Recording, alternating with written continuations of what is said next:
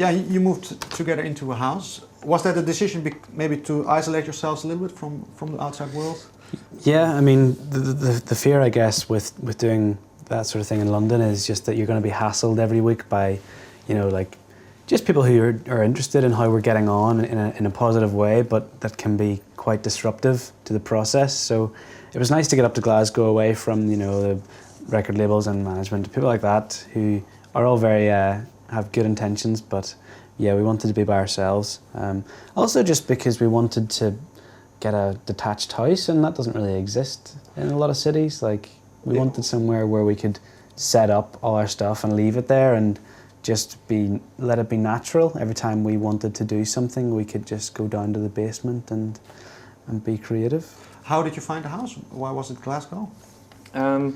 Well, Sam's girlfriend lived there, and my girlfriend at the time lived there, and we have a lot of friends that we went to school with and we knew growing up that have moved there for university or for work. So socially, it was a good place for us to be, and financially, it was a good place for us to be because, you know, as a band, as a touring band, we don't make a lot of money. So we were trying to get somewhere that we could afford easily to write. So for a lot of different reasons, it made a lot of sense, and it was nice to be able to close ourselves off from the world, but then we could like take a 10-minute cab and go and see our friends, which was ideal. Was it actually there in that house in Glasgow where the first songs were actually written, or you had already some material before you went there? We had a few that we'd kind of managed to get together on tour, I guess. Any time off we tried to do something productive, but I mean, it was tough. Like, there was always so many distractions on tour, and there's never seems to be much time. We kind of worked on a few ideas in sound check, but there's always another band to check and things like that. So tour for us is more a sort of place to get together ideas, like just little things that we'll sort of record on our phones or on our laptops or whatever. And I think it was good in a way that we did do it for so long, because we did have a lot of like little ideas to get us going whenever we did start the sort of full-on writing process. Like, there was a lot that we were working through, which was nice. Did it went easy for you, the writing? Because I can imagine if you've been focusing on so much other things the time before that maybe... Well, I wouldn't say it was easy. It was exciting.